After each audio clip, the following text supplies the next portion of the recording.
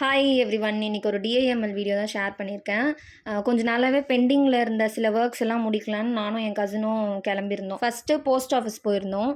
அங்கே முன்னாடியே நேம் கொடுத்துருந்தா அந்த டைம் ஸ்லாட்க்கு போனால் போதும் அப்படின்னு சொல்லிட்டு ஃபஸ்ட்டு கசின் வந்து நேம் கொடுத்துட்டு வந்துட்டா.